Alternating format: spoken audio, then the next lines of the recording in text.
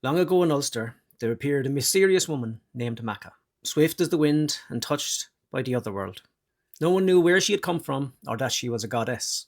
As Macha wandered the plains of Ireland, she came across a farmer named Cruachu, who was a quiet widower living on his own. Macha stepped into his life, caring for his home and tending his fields, and brought him more prosperity than he had ever known. But she asked only one thing, that he would never mention who she was or talk about her powers. Sometime later, Ulster held a great festival, which was hosted by the great king, Conmhair mac Nessa. There was boasting, drinking, and contests of strength. And in the excitement of this great festival, Cruachu bragged about his wife and her strength.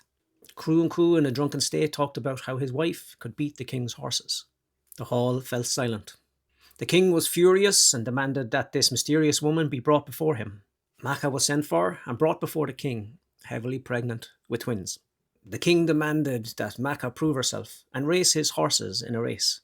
Macha begged the king and asked for him to wait until she gave birth, and then she would agree to race the king's horses. But the men of Ulster just laughed. They mocked Macha and ignored her pleas, and they forced her to run.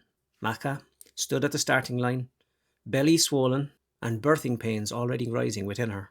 And then she ran. She ran like a storm crossing the earth. She outran the king's chariot horses and collapsed at the finish line, her labour overtaking her. She gave birth on the finish line, and with her last dying breath, she spoke the words that would shape Ulster's destiny. Because you have forced me, a woman in childbirth, to race, I curse the men of Ulster. In their greatest hour of need, they shall suffer the pains of childbirth, as weak and as trembling as I am now. And so it happened, as time passed. As Ulster faced its greatest need, their warriors would be crippled with birthing pains in retribution for the death of Macha, the ancient goddess from Irish mythology.